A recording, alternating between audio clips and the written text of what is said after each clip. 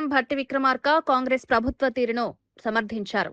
రాష్ట్రంలో సంక్షేమం, అభివృద్ధి రెండింటినీ సమాంతరంగా అమలు చేస్తున్నామన్నారు. ప్రజల జీవన ప్రమాణాలు మెరుగుపరచడమే ప్రభుత్వ ప్రధాన లక్ష్యమన్నారు. అయితే ప్రతిపక్ష బీఆర్ఎస్ రాష్ట్రం అభివృద్ధి చెందకూడదన్న దురుద్దేశంతో తప్పుడు ప్రచారం చేస్తోందని ఆరోపించారు. ప్రభుత్వం చేపడుతున్న ప్రతి పథకాన్ని ప్రజలకు చేరవేయాలని పార్టీ శ్రేణులకు సూచించారు.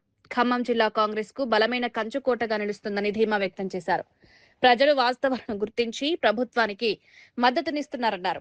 అభివృద్ధి పనులను అడ్డుకునే ప్రయత్నాలు విఫలమవుతాయని స్పష్టం చేశారు. భారత రాజ్యాంగం హక్కుల్ని దాన్ని కాపాడుకుంటూ కాంగ్రెస్ పార్టీ నాయకత్వంగా పనిచేయాలనేటువంటి ఆలోచనతో వారు ప్రమాణం చేపించారు. చేసినటువంటి ప్రమాణాన్ని ఒమ్ము చేయకుండా ఈరోజు ఈ బాధ్యతలు చేపడుతున్నటువంటి ప్రతి ఒక్కరు కూడా ఆ దిశలో కాంగ్రెస్ పార్టీ అభివృద్ధి కోసం, ప్రజా సంక్షేమం కోసం పనిచేయాలని చెప్పి మనస్ఫూర్తిగా మీ అందరినీ కోరుతూ ఈ బాధ్యతలు పొందుతున్నటువంటి మీ అందరికీ నా హృదయపూర్వకమైనటువంటి అభినందనలు కూడా తెలియజేస్తా ఉన్నాను.